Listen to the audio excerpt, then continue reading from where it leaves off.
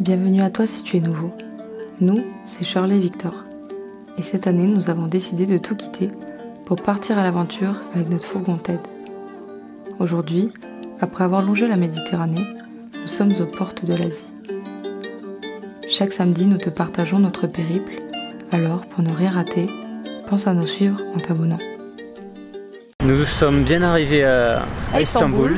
Ça fait quelques jours qu'on est là.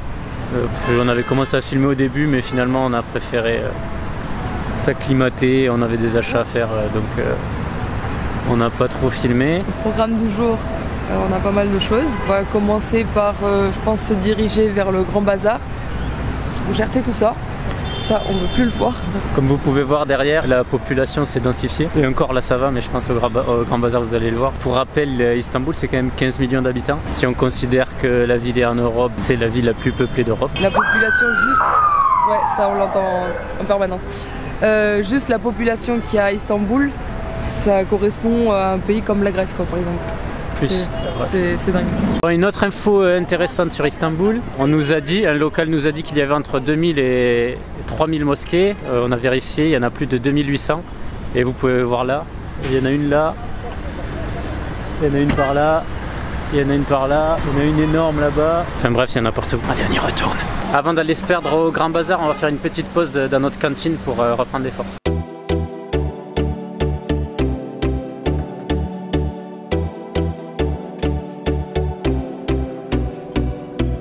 On se retrouve à l'entrée du Grand Bazar. Et comme on peut déjà constater, c'est qu'il y a beaucoup de monde.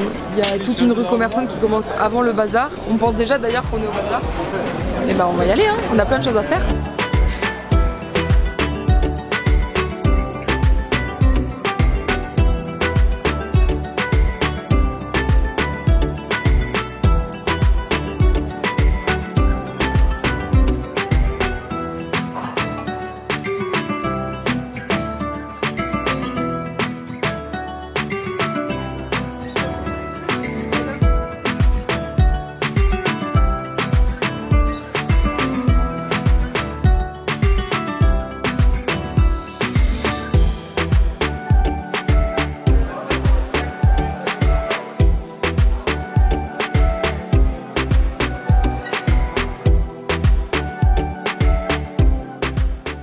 Là on se rend au bazar aux épices, bon on y est déjà allé mais on va vous filmer un peu. Savoir qu'il y a plusieurs bazars, donc c'est pas pareil que le Grand Bazar. J'ai remarqué qu'à Istanbul c'était vachement sectorisé. Hier on est passé dans un quartier, il n'y avait que des plombiers. Il y a le quartier où il n'y a que les photographes, enfin bref ils sont vraiment tous au même endroit. Mission du jour également, on s'est fait inviter par le garde du parking où on est depuis quelques jours. Donc on est super touchés et on va acheter un petit truc pour apporter au moment du repas. Voilà. On essayera de filmer s'ils sont d'accord.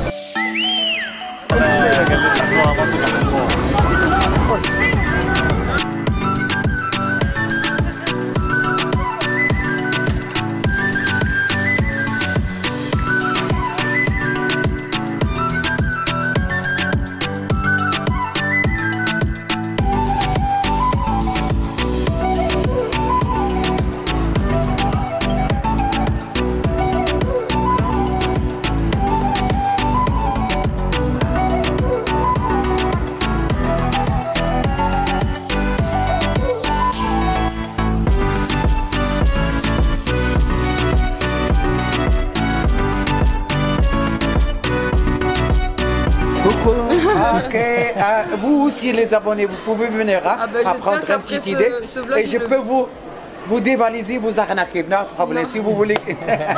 Faut pas leur dire ça. Non, je plaisante. Pas d'arnaque ici, pas d'arnaque. Le numéro 23, le nom c'est Guzde. Guzde c'est l'œil du diable. Petite question, on a été invité par monsieur super gentil, un turc. Et ce soir on est invité chez lui, il nous invite à manger. Oui. Et on aimerait lui apporter un petit quelque chose pour le dessert. Est-ce que des rachloukoum c'est bien? Ça va être vraiment un joli cadeau. À la France, maintenant, vous avez cessé, vraiment, vous avez cessé d'utiliser les épices.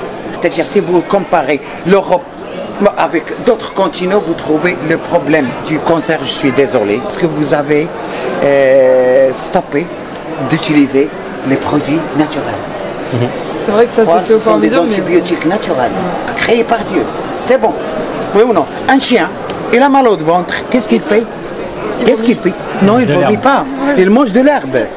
Tu vois, il sait, un animal ici et là-bas, il y a. Et nous, on s'arrête de vivre. Vous voyez? Alors qu'il y a de quoi faire. C'est-à-dire parfois le développement pousse l'homme à devenir idiot. Là, on se dirige chez notre hôte, la personne pour qui on a acheté les loukoums tout à l'heure. Et sa seule inquiétude, c'était qu'on n'arrive pas ivre. Il a dit, vous vivez pas, hein. On est du coup chez nos invités. Ismaël, et ça c'est Mahmoud. Donc c'est le plus petit, ils sont 4 garçons, il n'y en a que 2. Et puis on a demandé quand même si on pouvait filmer. Il a accepté, lui veut prendre une photo avec nous, donc on lui a montré la caméra. Du coup, on va passer bientôt à table et on va voir si on peut filmer quelques passages pas trop longs parce qu'on veut pas être trop intrusif. Je crois qu'ils nous ont concocté un bon repas. Donc on va se mettre à table. On est en plein repas et on regarde nos vidéos. On va vous montrer normal. Alors il veut nous faire aller sur les toits, je crois, parce qu'il veut nous montrer la vue du toit. Mon Dieu, c'est ouf. Oh, it's so good.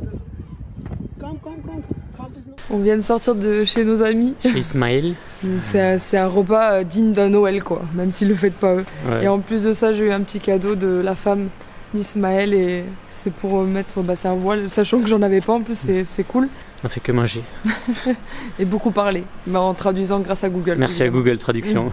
On a passé une super bonne soirée, on est très contents. Nous sommes le 31 décembre.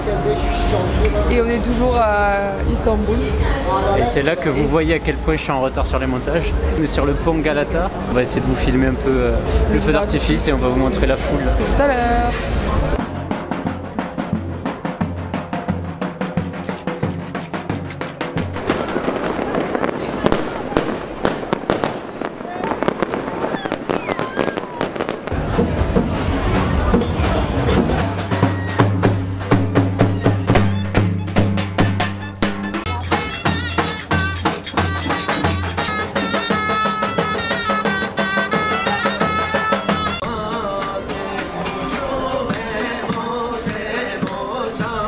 Après avoir vu le feu d'artifice, du coup, on s'est faufilé dans les rues de Karaköy. Et c'est une ruelle où il y a tous les bars et les pubs. Donc on va, je pense, se caler quelque part, tous les cœurs. Et on va passer un petit moment dans un bar.